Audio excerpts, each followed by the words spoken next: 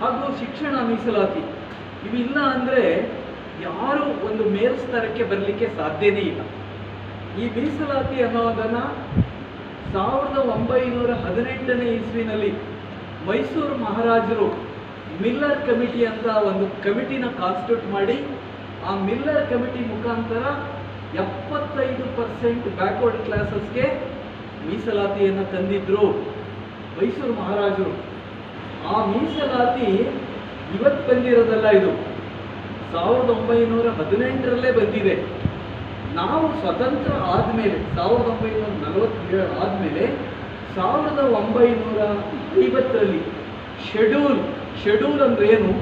ಅನುಸೂಚಿತ ಅಂತ. ಅನುಸೂಚಿ 9 ಶೆಡ್ಯೂಲ್ಗಳವೆ, ನೋಡಿದ್ದೀರಿ ನೀವು. ಶೆಡ್ಯೂಲ್ಗಳು 12 ಶೆಡ್ಯೂಲ್ ಇದೆ. 9ನೇ ಅನುಸೂಚಿಲಿ ಕೆಲವನ್ನ ಸೇರ್ಪಡೆ ಮಾಡೋದು ಇದೆ. ಅವು ಬೇರೆ ಬೇರೆ ಸಂದರ್ಭದಲ್ಲಿ ಹೇಳ್ತೀನಿ. ಬಟ್ ಇಲ್ಲಿ ಈ ಶೆಡ್ಯೂಲ್ ಅಂತ ಅಂದ ತಕ್ಷಣನೇ ಅನುಸೂಚಿತ ಜಾತಿ, ಅನುಸೂಚಿತ ಬುಡಕಟ್ಟು 1341ನೇ ಶೆಡ್ಯೂಲಲ್ಲಿ, ಅಂದರೆ ಇದರಲ್ಲಿ ಯಾವುದರಲ್ಲಿ 341ನೇ ಆರ್ಟಿಕಲಲ್ಲಿ ಶೆಡ್ಯೂಲ್ ಕ್ಯಾಸ್ಟ್, 342ನೇ ಶೆಡ್ಯೂಲ್ನಲ್ಲಿ ಶೆಡ್ಯೂಲ್ ಟ್ರೈಬ್. ಹಾಗೇನೆ ಬ್ಯಾಕ್ವರ್ಡ್ ಕ್ಲಾಸಸ್ಗೂ ಸೇರಿಸಿದ್ದಾರೆ. ಎಲ್ಲಿ ಸೇರಿಸಿದ್ದಾರೆ? 15(4) ಆ್ಯಂಡ್ 16(4) ಅಲ್ಲಿ ಸೇರಿಸಿದ್ದಾರೆ. ಆ 15(4), 16(4) ಎಲ್ಲ ವರ್ಗಗಳಕ್ಕೂ ಸಮಪಾಲು ಸಮಬಾಳು ಸಿಗಬೇಕು, ಶೇರಿಂಗ್ ಆ್ಯಂಡ್ ಕೇರಿಂಗ್ ಸಿಗಬೇಕು ಅನ್ನೋ ಉದ್ದೇಶಕ್ಕೆ ಮೀಸಲಾತಿಯನ್ನು ಇಟ್ಟಿದ್ದಾರೆ.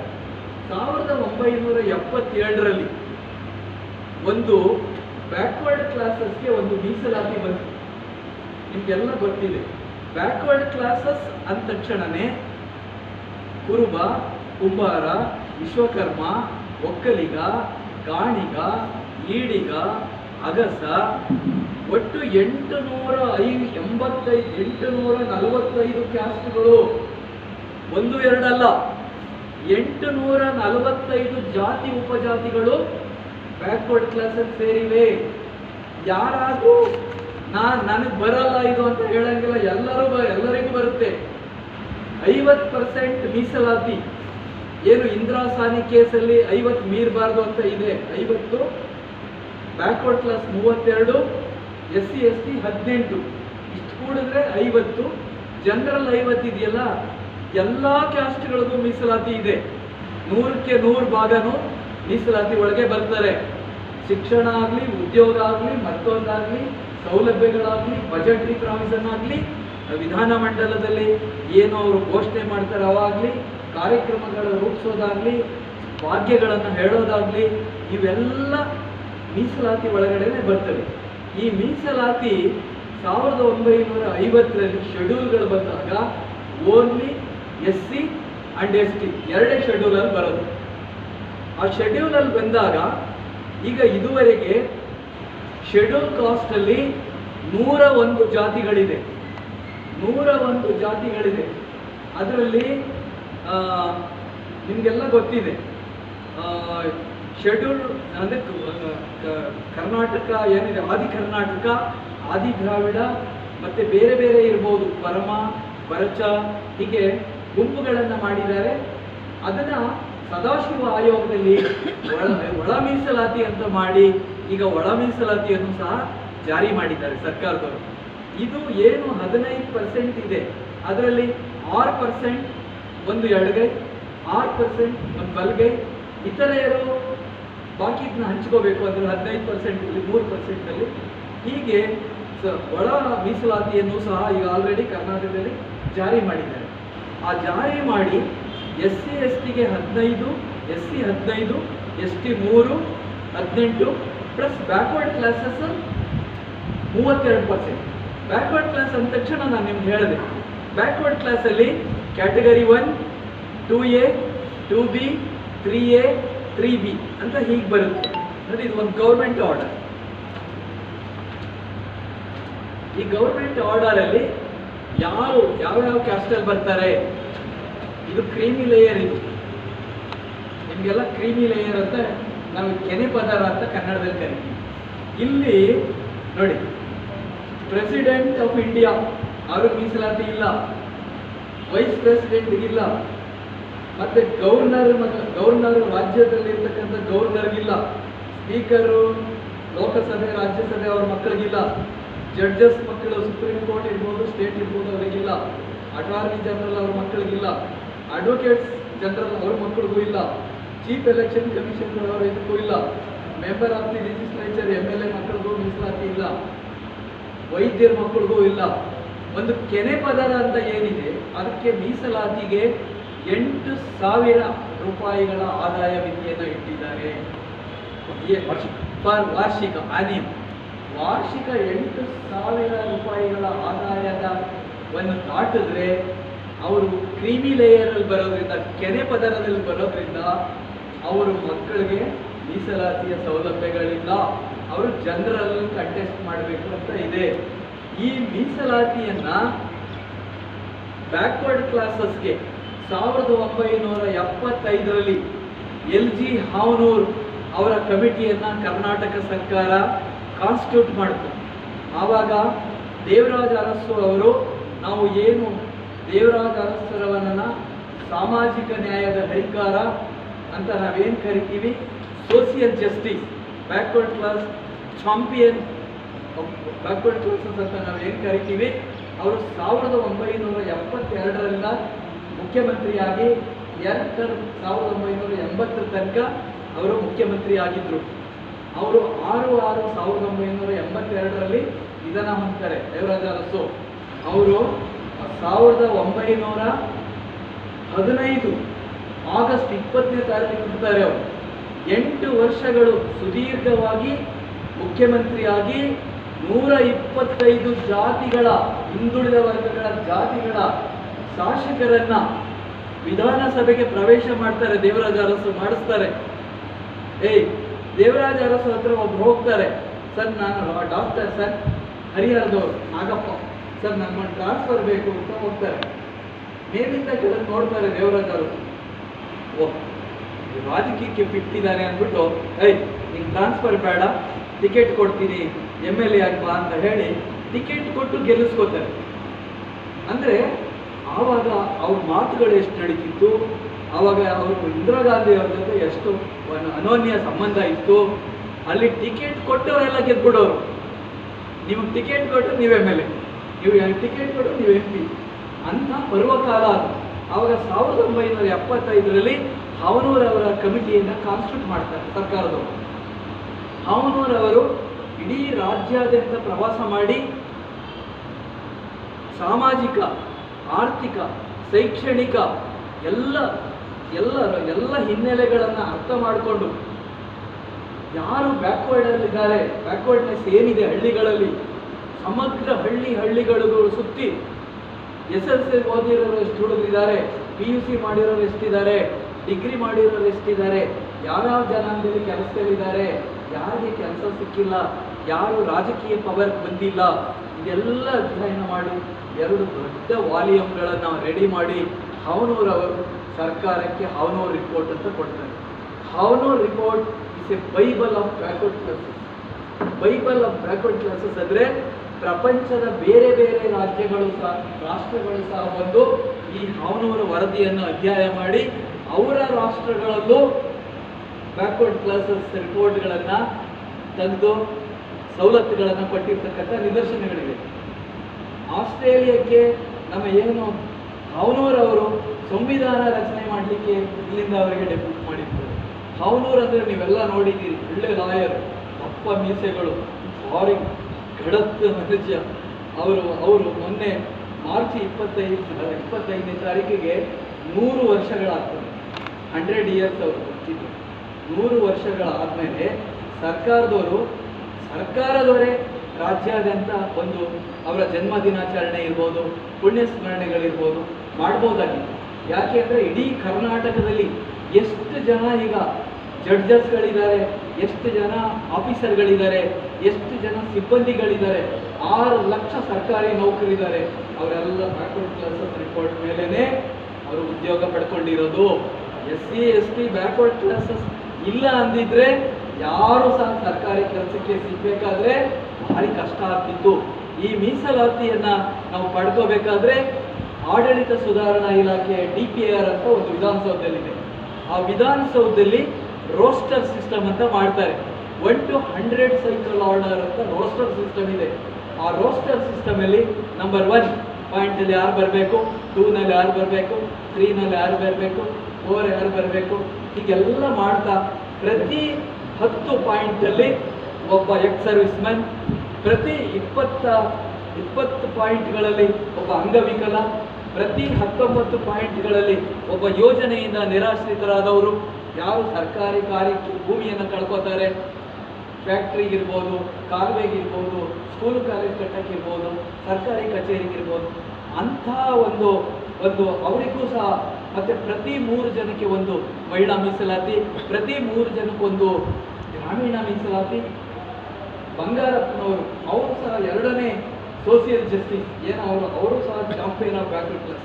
ಅವ್ರು ಬಂದ ಮೇಲೆ ಜಸ್ಟಿಸ್ ರಾಮಕೃಷ್ಣ ಅವರ ಒಂದು ಆಯೋಗವನ್ನು ಮಾಡಿ ಅವ್ರ ಮುಖಾಂತರ ಸಮಗ್ರ ವರದಿಯನ್ನು ತಗೊಂಡು ಗ್ರಾಮೀಣ ಮೀಸಲಾತಿಯನ್ನು ಜಾರಿ ತಂದಿದ್ದಾರೆ.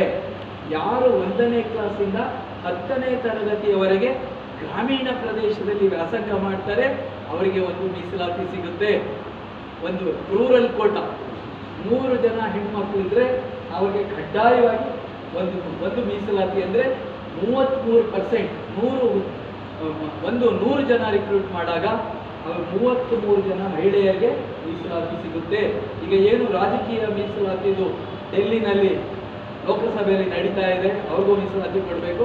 ಹಾಗೆ ನೋಡಿ, ಮೀಸಲಾತಿ ಅಂದ ತಕ್ಷಣವೇ ಯಾವ ಇದರಲ್ಲಿ ಶಿಕ್ಷಣ ಇರ್ಬೋದು, ಉದ್ಯೋಗ ಇರ್ಬೋದು, ರಾಜಕೀಯ ಮೀಸಲಾತಿನೂ ಇದೆ. ರಾಜಕೀಯದಲ್ಲೂ ಗ್ರಾಮ ಪಂಚಾಯಿತಿ ಇರ್ಬೋದು, ತಾಲೂಕ್ ಪಂಚಾಯಿತಿ, ಜಿಲ್ಲಾ ಪಂಚಾಯಿತಿ, ನಗರಸಭೆ, ಪುರಸಭೆ, ಪಟ್ಟಣ ಸಭೆ, ಮಹಾನಗರ ಪಾಲಿಕೆ, ಈ ಎಲ್ಲದರಲ್ಲೂ ಸಹ SC ಇರ್ಬೋದು, ST ಇರ್ಬೋದು, OBC ಬ್ಯಾಕ್ವರ್ಡ್ ಕ್ಲಾಸಸ್ ಇರ್ಬೋದು, ಅವರಿಗೂ ಸಹ ಮೀಸಲಾತಿಯನ್ನು ಇಲ್ಲಿ ಕಲ್ಪಿಸಿಕೊಡಲಾಗಿದೆ. ನೋಡಿ, ಮೀಸಲಾತಿ ಅನ್ನೋದು ಎಷ್ಟು ವಾಸ್ಟಲ್ಲಿದೆ ಅಂತ ನೋಡಿ. ನೀವು ಸುಮ್ಮನೆ ಅರ್ಥ ಮಾಡಿಕೊಂಡ್ರೆ ಎಷ್ಟು ದೊಡ್ಡದಿದೆ, ಇದು ಎಲ್ಲಿದೆ. ಒಬ್ಬ ಹಿಂದುಳಿದ ವರ್ಗ A, ಹಿಂದುಳಿದ ವರ್ಗ B, ಆ ವರ್ಗದಲ್ಲಿ ಗೆದ್ದು ಅವನು ಚೇರ್ಮನ್ ಆಗ್ತಾನೆ, ಅವನು ತಾಲೂಕ್ ಪಂಚಾಯತಿ ಅಧ್ಯಕ್ಷ ಆಗ್ತಾನೆ, ಜಿಲ್ಲಾ ಪಂಚಾಯತಿ ಅಧ್ಯಕ್ಷ ಆಗ್ತಾನೆ, ಉಪಾಧ್ಯಕ್ಷ ಆಗ್ತಾನೆ. ಅವ್ರಿಗೆ ಒಂದು ಮಿನಿಸ್ಟರ್ ರ್ಯಾಂಕ್ ಇರುತ್ತೆ, ಅವರಿಗೆ ಒಂದು ಕಾರ್ ಇರುತ್ತೆ, ಒಂದು ಮನೆ ಬಾಡಿಗೆಗೆ ಸಿಗುತ್ತೆ, ಅಥವಾ ಕ್ವಾರ್ಟರ್ಸ್ಗಳು ಸಿಗ್ಬೋದು. ಹೀಗೆ ರಾಜಕೀಯ ಮೀಸಲಾತಿ ಮತ್ತು ಶೈಕ್ಷಣಿಕ ಮೀಸಲಾತಿ, ಉದ್ಯೋಗ ಮೀಸಲಾತಿ, ಈ ಎಲ್ಲ ಸೌಲಭ್ಯಗಳನ್ನು ಸರ್ಕಾರ ನಮಗೆ ದತ್ತವಾಗಿ ಕರುಣಿಸಿದೆ, ಕೊಟ್ಟಿದೆ. ಯಾಕೆ ಕೊಟ್ಟಿದೆ? ಸಂವಿಧಾನದಲ್ಲಿ ದತ್ತವಾದ ಅಧಿಕಾರದ ಮೇರೆಗೆ ನಮಗೆ ಸಿಕ್ಕಿದೆ. ನಾನು ಈಗ ಏನು ಹೇಳ್ತೀನಿ, backward classes, SC, ST and other backward classes act 1990. ಇದು ಯಾಕೆ ಬಂತು 90ನೇ ಇಸ್ವಿನಲ್ಲಿ? ಇದು ವೆಸ್ಟ್ ಬೆಂಗಾಲಲ್ಲಿ ಒಂದು ಆಕ್ಟ್, ಇದೇ ಆಕ್ಟ್ ಬಂದಿತ್ತು. ಇದೇ ಆಕ್ಟು ಇಡೀ ಭಾರತದಲ್ಲಿ ವೆಸ್ಟ್ ಬೆಂಗಾಲಲ್ಲಿ ಬಂದಿತ್ತು. ಇದು for only education and appointment ಸಲ ಬಂದಿತ್ತು. ಆವಾಗ 100 ವರ್ಷಗಳಾಗಿತ್ತು ಅಂಬೇಡ್ಕರ್ ಅವರಿಗೆ.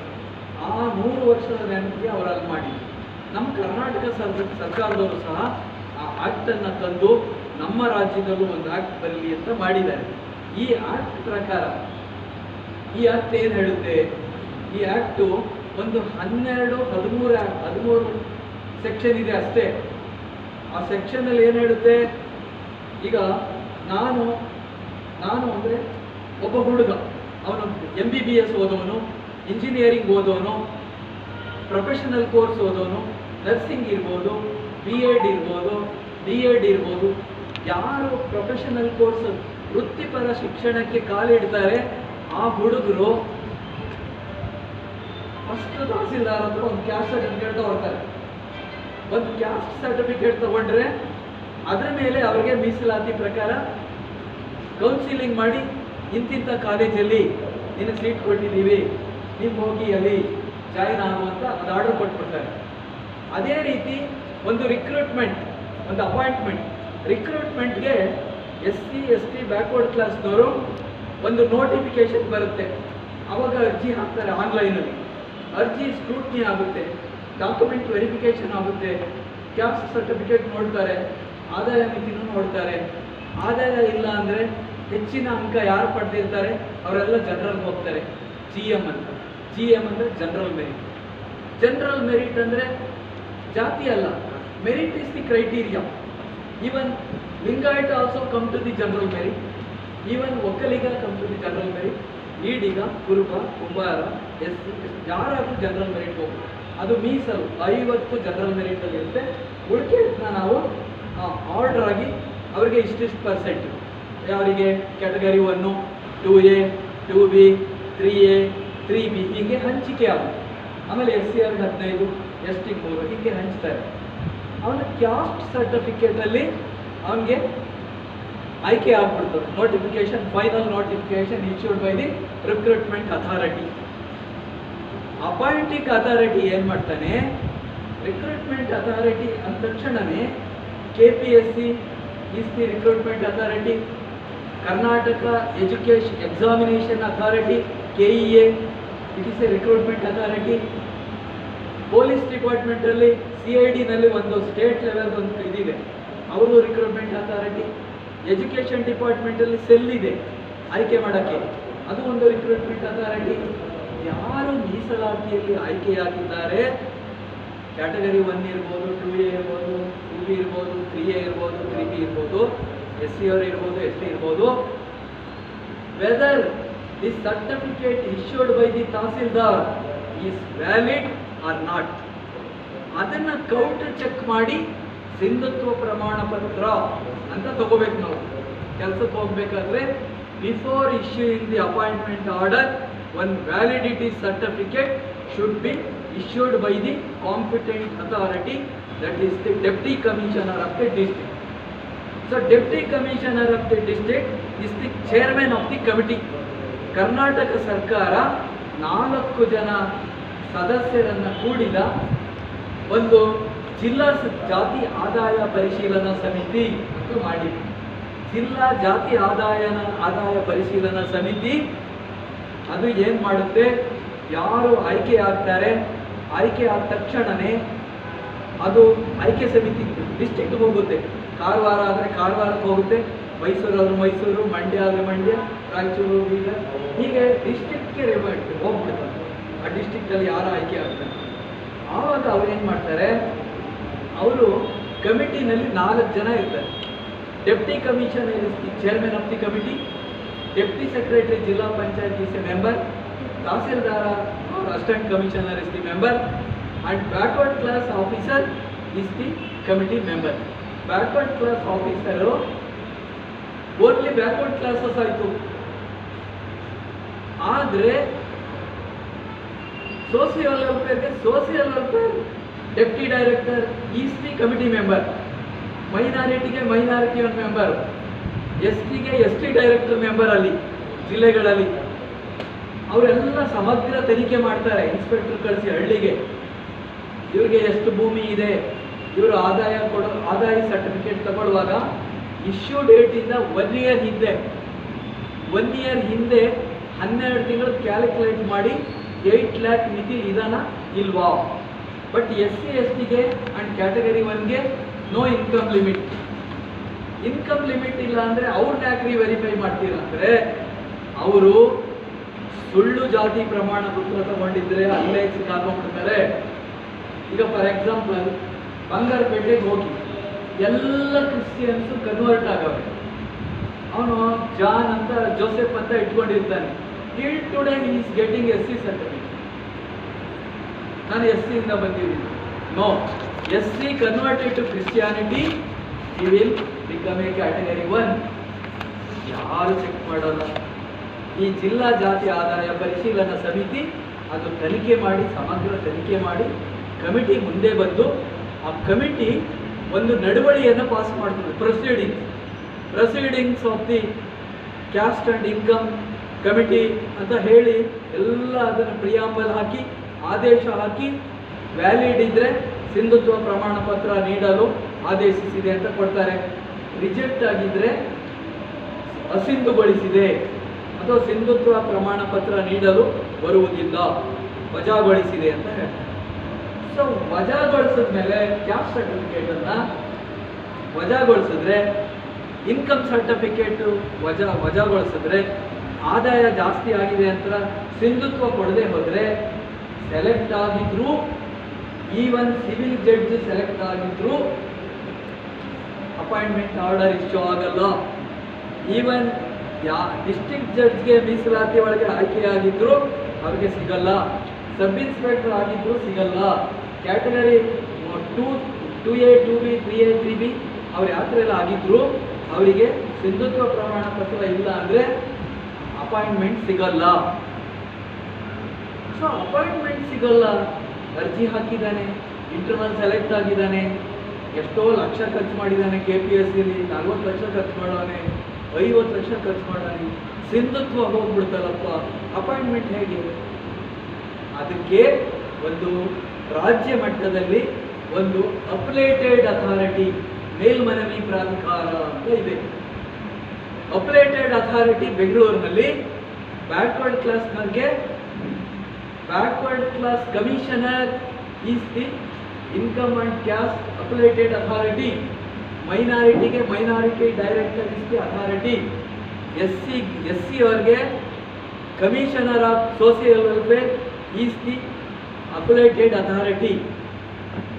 ಎಸ್ಟಿಗೆ ST director is the appellate authority. ಆ ಅಥಾರಿಟಿ ಮುಂದೆ ನಾವು ಲಾಯರ್ಗಳು ಯಾರಿಗೆ ರಿಜೆಕ್ಟ್ ಆಗಿರುತ್ತೆ ಅವನ ಪರವಾಗಿ ನಾವು ಹೋಗಿ ವಾದ ಮಾಡಬೇಕು. ವಾದ ಮಾಡಿ ಅವನಿಗೆ ಸಿಂಧುತ್ವ ನೀವು ಕೊಡಿಸಿದ್ರೆ ನಮಗೆ 1 ಲಕ್ಷ ರೂಪಾಯಿ ಕೊಡ್ತಾರೆ. ಕೊಡೋಕ್ಕೆ ಆಗಲ್ಲ ಸರ್ ಅಂದರೆ 50,000 ಕೊಡ್ತಾರೆ. ನಾನು ಬಡವ ಸರ್ ಅಂದರೆ 25,000 ಮಾತ್ರ ಕೊಡ್ತಾನೆ, ಬಿಕಾಸ್ ಅವನಿಗೆ ಅನ್ನ ಸಿಗ್ಬೇಕು. ಹಾಗೆ ನಾವು ಯಾವ ಯಾವ ಅಥಾರಿಟಿ ಮುಂದೆ ಈ ಆಕ್ಟ್ ಪ್ರಕಾರ ನಾವು ಯಾವ ಯಾವ ಅಥಾರಿಟಿ ಮುಂದೆ ಹೋಗಿ ಸಿಂಧುತ್ವ ಪ್ರಮಾಣ ಪತ್ರವನ್ನು ಕೊಡಿಸ್ಬೇಕು? SC ST ಅವರಿಗೆ ಆಗ್ತಕ್ಕಂಥ ಸಿಂಧುತ್ವ ಪ್ರಮಾಣ ಪತ್ರ ರಿಜೆಕ್ಟ್ ಆಗಿದ್ರೆ social welfare and ST director ಮುಂದೆ ಅಪೀಲ್ ಮಾಡಬೇಕು. ಬ್ಯಾಕ್ವರ್ಡ್ ಕ್ಲಾಸ್ನವ್ರ ಮುಂದೆ ಒಬ್ಬ ಈಡಿಗ, ಒಬ್ಬ ಕುರುಬ, ಒಬ್ಬ ಅಗಸ, ಯಾವುದೇ ಕ್ಯಾಸ್ಟ್ ಆಗಲಿ 845 ಕ್ಯಾಸ್ಟ್ಗಳು. ಈಗ ನೀವು ಒಕ್ಕಲಿಗ ಅಂತ ತಗೊಳ್ಳಿ, ಒಕ್ಕಲಿಗದಲ್ಲಿ ವರ್ಷ ಒಕ್ಕಲಿಗ, ಸಂಘಟಗಾರ ಒಕ್ಕಲಿಗ, ಯಾವುದು ಕುಂಚಿಟಿಗ ಒಕ್ಕಲಿಗ, ದಾಸ ಒಕ್ಕಲಿಗ, ಕಮ್ಮ, ಕಾಪು, ರೆಡ್ಡಿ, ಹೀಗೆ ಇಡೀ ಭಾರತದಲ್ಲಿ 45 ಪರ್ಯಾಯ ಪದಗಳಿಂದ ಕರೀತಾರೆ ಒಕ್ಕಲಿಗ. ಅದೇ ಕುರುಬ ಅಂದ ತಕ್ಷಣ ಹಾಲು ಮತ, ಮತ್ತೆ ಗೊಂಡ, ರಾಜಗೊಂಡ, ಕುರುಬ, ಕಾಡು ಕುರುಬ, ಹೀಗೆ ಆಮೇಲೆ ಜೇನು ಕುರುಬ, ಕುರುಬ, ಹೀಗೆ ಹಿಂಗೆ ಸೆಕ್ಟರ್ಗಳಿರ್ತವೆ. ಈಗ ನೀವು ಬೆಸ್ತನಿಗೆ ಹೋದರೆ 38 ಪರ್ಯಾಯ ಪದಗಳಿದೆ. 38 ಪರ್ಯಾಯ ಪದಗಳು ಬೆಸ್ತನಿಗೆ. ಗಂಗಾ ಮತ, ಗೌರಿ ಮತ, ಗೋಯ, ಎಂಥ ಹೆಸರುಗಳು ನೀವು ಬೇಕು ಎಲ್ಲ ಕ್ಯಾಸ್ಟಿಸ್ಟ್ ಇದರಲ್ಲಿ ನೀವು ನೋಡಿದ್ರೆ ವಂಡರ್ ಆಗಿರ್ತೀರ. ಇದು ರವಿವರ್ಮ ಕುಮಾರ್ ಅವರು ಹಿಂದೆ ಬ್ಯಾಕ್ವರ್ಡ್ ಕ್ಲಾಸ್ ಕಮಿಷನ್ ಚೇರ್ಮನ್ ಆಗಿದ್ದಾಗ ತೆಗೆದಿರೋ ವರದಿ ಅದಾದ ಮೇಲೆ ಇರೋದೇ ಟಿಲ್ ಟುಡೇ ಇದೆ. ನಾನು ಏನು ಹಾವನೂರು ರಿಪೋರ್ಟ್ ಅಂತ ಹೇಳಿದೆ, ಅದಾದಮೇಲೆ ಜಸ್ಟಿಸ್ ವೆಂಕಟಸ್ವಾಮಿ ರಿಪೋರ್ಟ್ ಬಂತು, next O Chidambara Reddy report ಬಂತು, ಆಮೇಲೆ ರವಿವರ್ಮ ಕುಮಾರ್ ರಿಪೋರ್ಟ್ ಬಂತು, ನೆಕ್ಸ್ಟು ದ್ವಾರಕನಾಥ್ ರಿಪೋರ್ಟ್ ಬಂತು, ಹಾಗೆಯೇ ಕಾಂತರಾಜ್ ರಿಪೋರ್ಟ್ ಬಂತು. ಟಿಲ್ ಟುಡೇ ಅದನ್ನು ಜಾರಿ ಮಾಡಿಲ್ಲ. ಮೊನ್ನೆ ಒಂದು MR ನಾಯಕ್ ಅವ್ರದ್ದು ರಿಪೋರ್ಟ್ ಬಂತು. ಅವರು 32 ಬ್ಯಾಕ್ವರ್ಡ್ ಕ್ಲಾಸ್ ಇದೆಯಲ್ಲ ಅದನ್ನು 42ಕ್ಕೆ ಹೆಚ್ಚಿಸಿ ಅಂತ ಕೊಟ್ಟಿದ್ದಾರೆ. Report submitted already. ಸಿದ್ದರಾಮಯ್ಯನವರು ನಾಳೆ ರಾಜೀನಾಮೆ ಕೊಡ್ತಾರೆ ಅನ್ನೋ ಹಿಂದಿನ ದಿವಸ ಬಂದು ಸಬ್ಮಿಟ್ ಮಾಡಿದ್ದಾರೆ.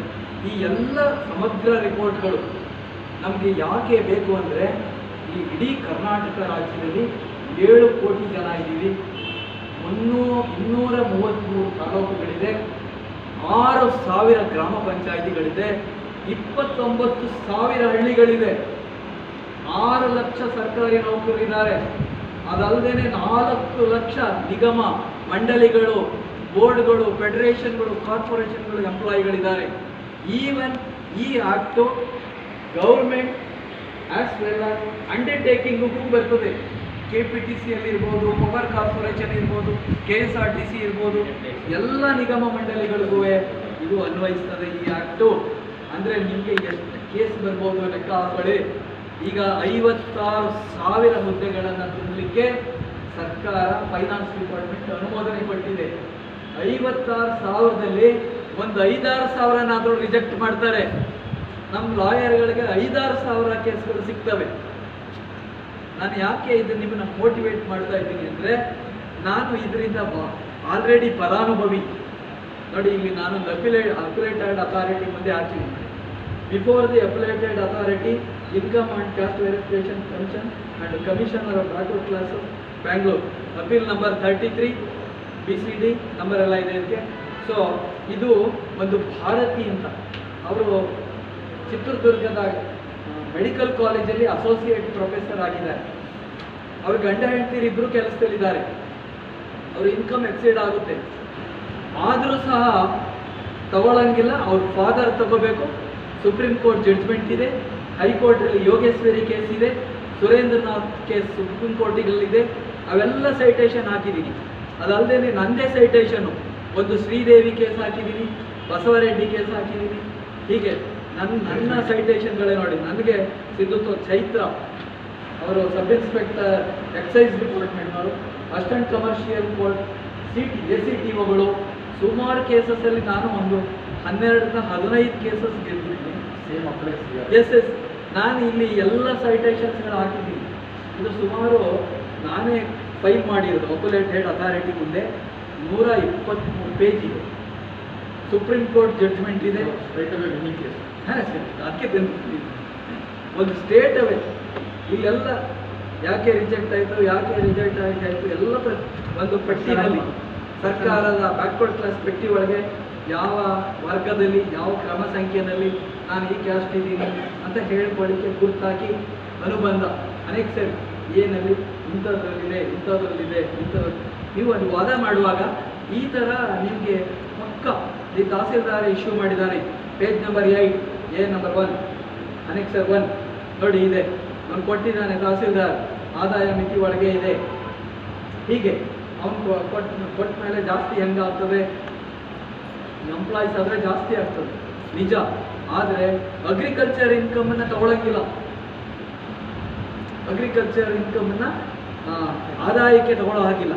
ಮತ್ತು ಎಷ್ಟೋ ಜನ ಜಡ್ಜಸ್ಗಳು ಇದಾಗಿರ್ತಾರಲ್ಲ, ಆದಾಯ ಮಿತಿ 8,000 ದಾಟಿರ್ತದಲ್ಲ. ಸರ್ಕಾರಿ ನೌಕರಿ ಇದ್ದಾರೆ, ಮನೆಯಲ್ಲಿ ಅಪ್ಪ ಹೆಡ್ ಮಾಸ್ಟರ್ ಇದ್ದಾನೆ, ಈ ಹುಡುಗನು ಸೆಲೆಕ್ಟ್ ಆಗಿರೋನು ಮೇಸ್ಟ್ರು ಅವನೇ. ಹೆಂಗೆ ಕೊಡಬೇಕು? ಒಂದು ಕೇಸ್ ಮಾಡಿಕೊಟ್ಟೆ ನಾನು ಶಿವಮೊಗ್ಗದ. Income limit. ಎಸ್, ಗಂಡ ಪೊಲೀಸ್ ಡಿಪಾರ್ಟ್ಮೆಂಟಲ್ಲಿದ್ದಾನೆ, ಹುಡುಗಿ ಹೈಸ್ಕೂಲ್ ಟೀಚರ್, ಅವಳದು 14 ಲಕ್ಷ ಇನ್ಕಮ್ ಇದೆ. ನೀವು ಹೇಗೆ ಮಾಡಿದ್ರಿ ಅಂದರೆ, ಅಲ್ಲಿ ಒಂದು ಸುಪ್ರೀಂ ಕೋರ್ಟ್ ಒಂದು ಜಡ್ಜ್ಮೆಂಟ್ ಇದೆ. ಆ ಜಡ್ಜ್ಮೆಂಟಲ್ಲಿ ಇನ್ ರಿಗಾರ್ಡ್ ಟು ಕ್ಲಾಸ್ 4, 5, 6, 7, 8 ಎಲ್ಲ the candidate determine the basis of the status of his parent and not on the basis of the own status, income, basis status and income of his or spouse. Therefore, while determining the creamy layer status of a person, the status of the income of the candidate or himself or herself spouse shall not be taken into account ಅಂತ ಹೇಳಿ ನಾನು supreme court order ಮೇಲೆ ಗೆದ್ದು ಕೆಲವರಿಗೆ appointment ಕೊಡಿಸಿದ್ದೀನಿ. ಈ ಥರ ಕೊಡಿಸಿ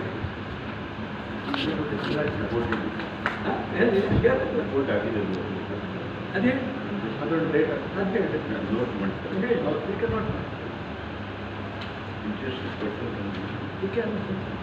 ಒಂದು ಸುಪ್ರೀಂ ಕೋರ್ಟ್ ಜಡ್ಜ್ಮೆಂಟ್ ಹೇಳ್ತೀನಿ, ಒಂದು ಬ್ಯೂಟಿಫುಲ್ ಆರ್ಡರ್. ಅದಾದ್ಮೇಲೆ